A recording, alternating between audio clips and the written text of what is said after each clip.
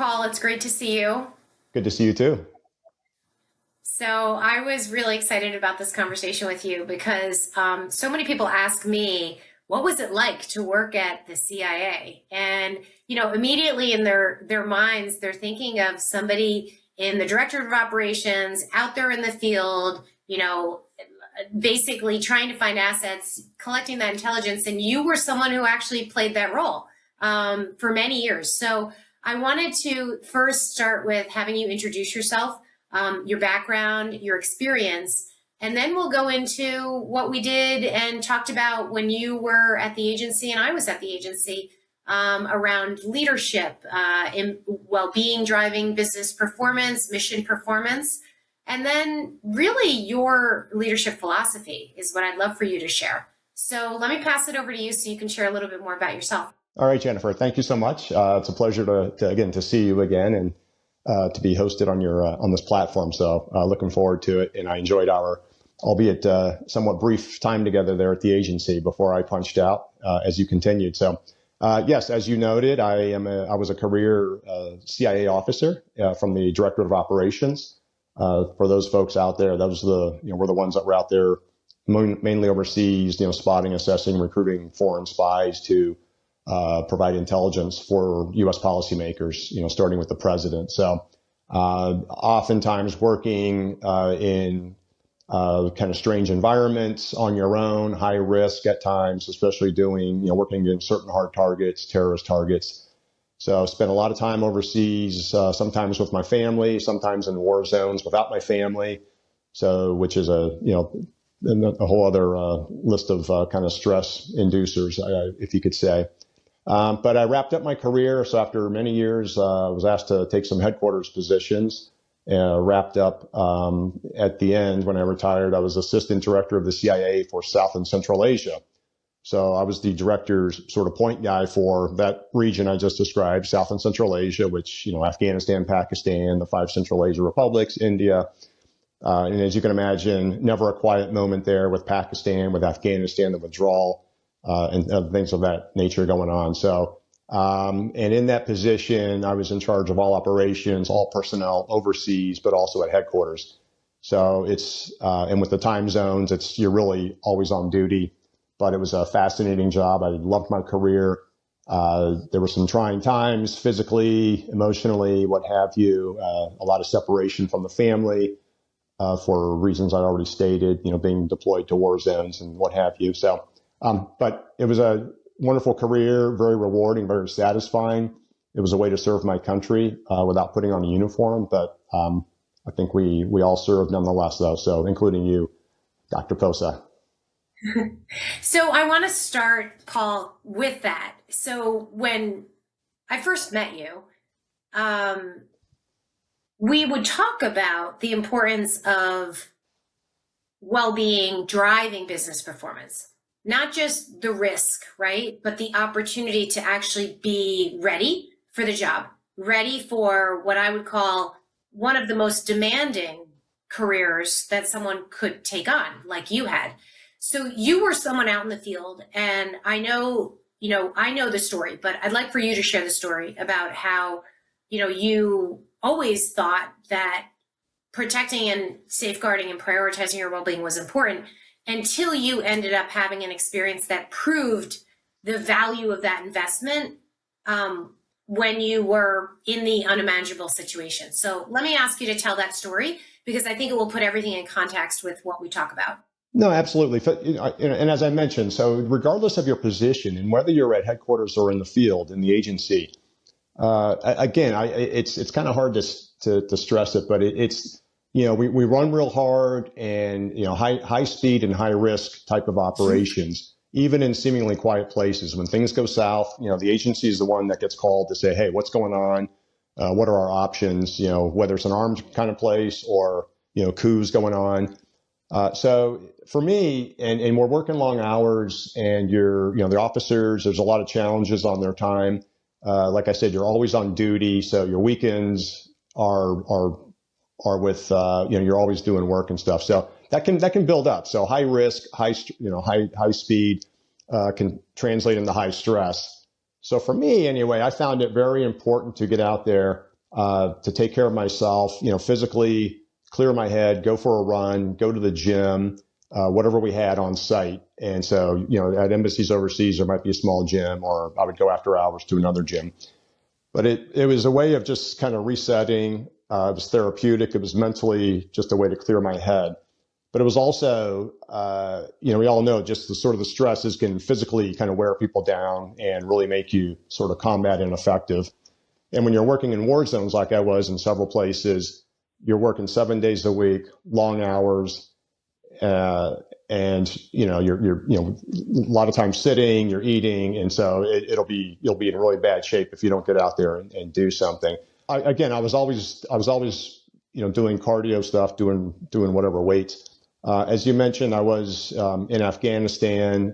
There was a terrorist attack, a suicide bomber who lit himself off and killed and injured a whole bunch of people. I was one of those on site. I survived, thankfully, but it did a number on me and some others. Spent a lot of time recovering, going through rehab, convalescing.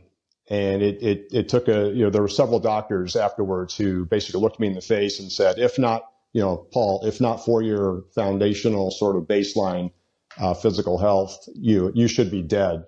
You're not supposed to be alive. You should be dead, which that's pretty sobering. All right. And I imagine, whether it's somebody who gets in a car crash or somebody who survives a terrible disease, a cancer, it's a very sobering type of thought, though. So my situation is unique. Sadly, unfortunately, our military has a lot of experience with it. So I'm not a special person in that sense, but it really does drive home the importance. So for me to survive an attack, which was, a catastrophic bombing, but also to recover and to sort of rehabilitate myself by having had that baseline fitness level. So it was, and ever since then, so when I did get back to work after being offline for several months, I made it a point to not just get back on my feet and kind of hobble around, but I was determined to try to get back to running and get back to what I was doing before, whether I was going to be able to or not. And the doctors weren't sure. I had a bunch of nerve damage and spine damage and a bunch of orthopedic work. But I stuck with it little by little, and some of it's luck, because where I got injured and things of that nature. But I was able to get back to a level where I felt like I could maintain my health and kind of maybe pick it up a little bit.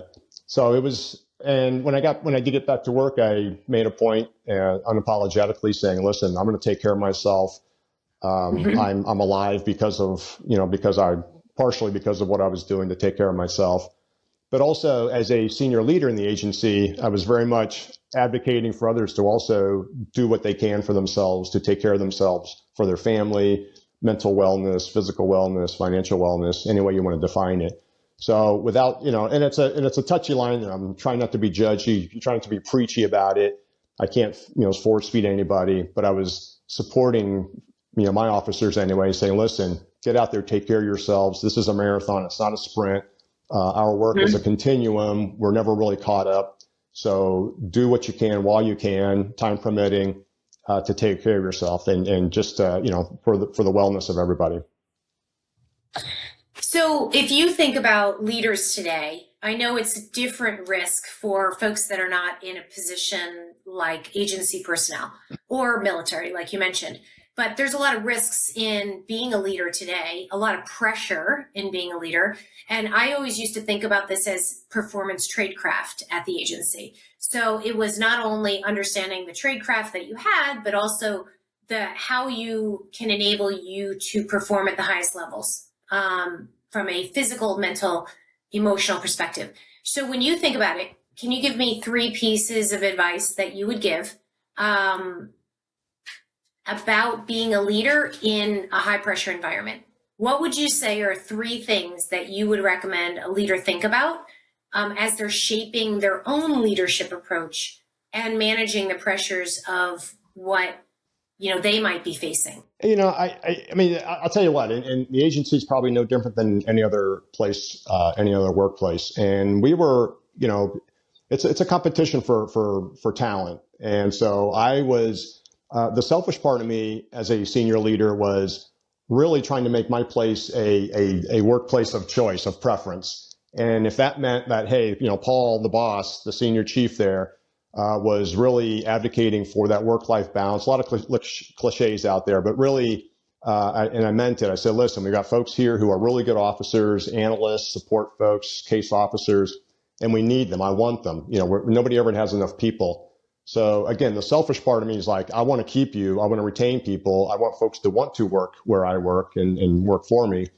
So part of it is that. So, but really trying to be as accommodating as possible. And, there's no one size fits all, but really being an advocate and showing, that sort of a level of compassion, interest in your people. My leadership style was different from others. Rarely sent out notes, but I was always on my feet, walking around the bullpen, talking to people. So, showing up, meet my people where they live, travel to the foreign countries where they are, meet their families, see what they're living in.